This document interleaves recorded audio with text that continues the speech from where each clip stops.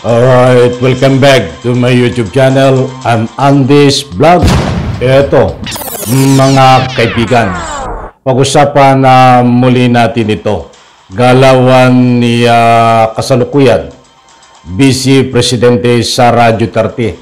Dahil napakainit na usapin ho ito, mga mahal kong taga-subaybay. Dahil ang nakataya ho dito ay ang seguridad ng ating Pangulong Bongbong Marcos, ang seguridad na mahigpit na pinatutupad tuwing nagkakaroon ho ng suna itong ating kasalukuyang Presidente Bongbong Marcos.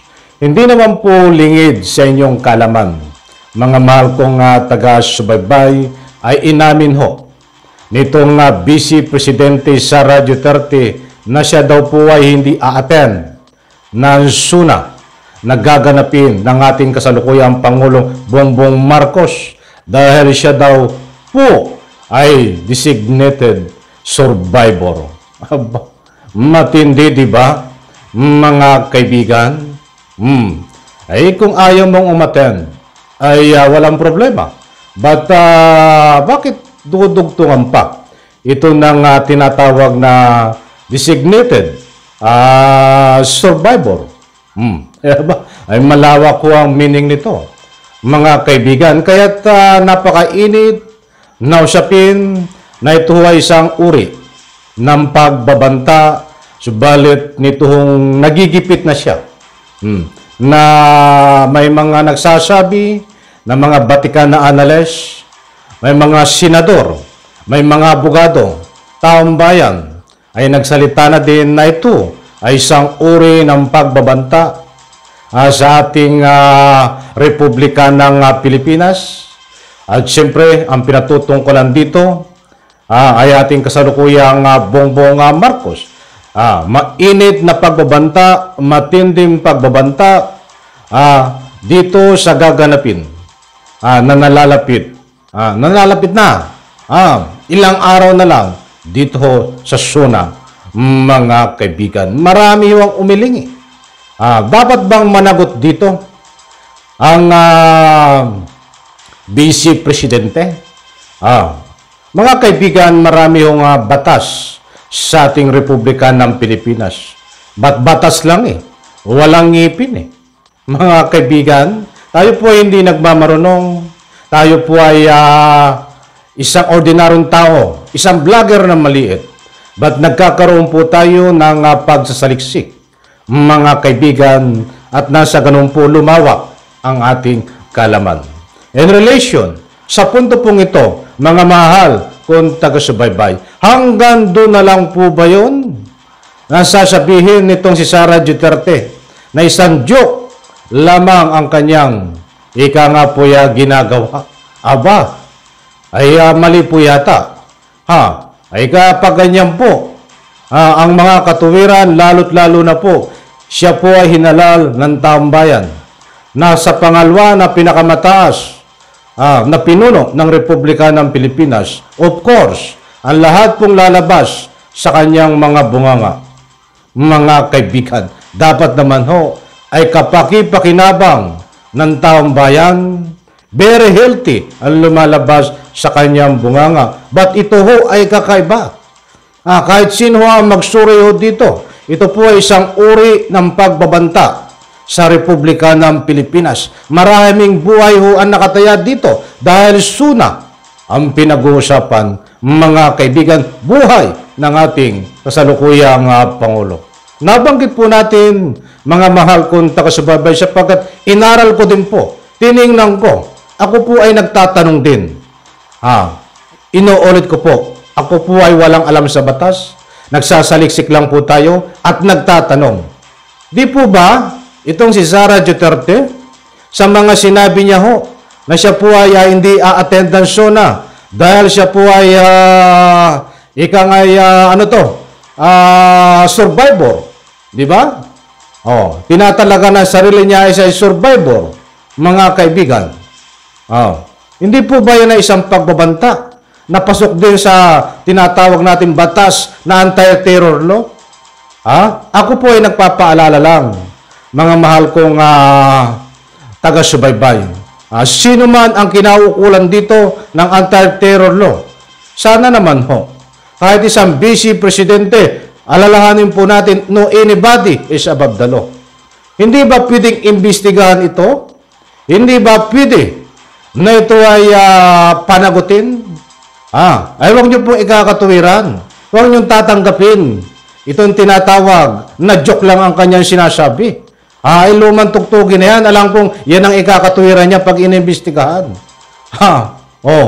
Dahil ito po ay isang pagbabanta sa ating Republika ng Pilipinas, pagbabanta sa seguridad ng ating Pangulo, pagbabanta dito sa napakaraming buhay na dadalo po ng mga diplomat, senador, congressman, ilang personalidad po na nga po tumutulong sa ating Republika ng Pilipinas, sa ating ekonomiya, nandyan ho, libon tao. Pasok ho ito sa pagkakaalam ko. I'm sorry to say, ako po ay nananawagan kung pwede lang, pakaimbestigahan ho ito. Panagutin kung dapat managot. Imbestigahan para malaman. Dahil alam ko po ho, kahit dyan tayo umikot, pasok ho ito sa batas ng anti-terror law. Mga kaibigan. Napakaraming buhay ho dito ang nakataya. Isang pagbabanta ng kasalukuyang vice presidente na instead na tumulong ka, suportahan, na itong gaganapin na soon ay hindi ho eh. Lumalabas sa iyong mga bunganga ay itong tinatawag na yung pagbabanta. Alam mo ba, vice presidente, na mayroong papaslang sa ating kasalukuyang Pangulo? Alam mo ba na mayroong hindi mangyayari kapag ginanap ang SUNA, sa araw ng SUNA, kasalukuyang ginagawa ang SUNA, kasalukuyang nagtatalumpati ang ating Pangulong Bongbong Marcos sa araw ng SUNA? Alam mo ba na may mangyayari na masama, may mangyayari sa kanya? Dahil sinasabi mo eh, yan ang pahiwatig mo eh. O, di ba? Kaya ayaw mga umattend. Dahil magiging survivor ka. Yan ang gusto mong palabasin eh. Una, dulas ka lang. Yan ay alam ko na hindi mo dapat ilabas. Siguro nadulas ka lang. Ngayon, nagigipit ka. Ngayon, nagigipit ka, kaya ang palusot mo ay sasabihin mo na isang joke lang. Naku po, Diyos mio, mahabagin Diyos ko po, Rudy. Santissima Manlibirhen. Kaya't mga kaibigan, hindi po tayo nagmamalinis. Hindi po tayo nagmamarunong. Tayo po ay nagbibigay lang ng opinion dito. Dahil kahit po tayo ordinaryong tao, may karapatan po tayo. Kung ang galawan po, katulad ng isang vice presidente, ay katulad niyan, may karapatan po tayong punahin. Kung hindi naman po na-apply sa kanya ang mga batas na karapat-dapat, ay pinapalaala po natin. Muli kong uulitin, no anybody is above the law. Kahit vice presidente ka, kung nagkasala ka dito sa anti-terror law, dapat panagutin ka. Kaya muli po, inuulit ko, sa mga kinauukulan, dapat itong panagutin ito, maimbestigahan. At nang sa ganun po, lumabas ang buong katotohanan. Hindi po katanggap-tanggap sa akin at alam ko sa taong bayan ang sinasabi na ito ay isang joke lang. Diyan mo sa aeroplano eh. Naalala ko, nung papunta ako ng Hong Kong, mayroong isang babae, na nga ay nagbiro lang, may dala siyang bomba. Isang joke lang yun Inaresto ho, pinusasan. Dahil bawal ho yun. Dahil maraming buhay ang nakataya na nakasakay sa aeroplano. Ilang buhay lang ho nasa aeroplano? Almost 300 persons. But dito sa gaganapin na SUNA, matataas na opisyal, diplomat, libo-libong tao ho ang atin diyan. Bakit magagawa ng isang vice presidente na magbanta sa seguridad? Di po ba? Yan po ay pasok sa pagbabanta dito sa tinatawag na anti-terror law. Kaya muli po, dapat imbestigahan ito, panagutin kung dapat managot. Wala pong mangyayari sa ating Republika ng Pilipinas kung hindi bibigyan ng ngipin ang mga batas. Kung bigiging bingi ang umahawak at nagpapatupad ng mga batas. Alam ko mga kaibigan, nakuha nyo ang gusto kong ipunto. Any reaction, any comment? Muli po mga mahal kong taga-subaybay, hinihingi ko ho ang inyong tulong. Pwede po kayong mag-comment diyan.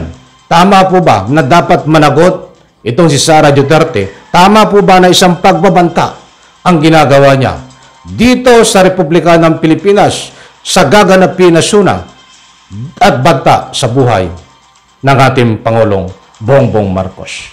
Abangan po natin mga kaibigan, hindi po tayo titigil. Ipapalo up po natin ito, mag-iingay po tayo. At nasa ganun ho, walang imposible kapag pinatupad ho ang ngipin ng batas, maging sino ka man, tatamaan ka. Kaya't kailangan po tayong mag-ingay, mga kaibigan, kailangan po tayong magpaalala sa kinaukulan. Muli po, maraming salamat, pagpalain po tayo lahat. Bye-bye. Palakpakan.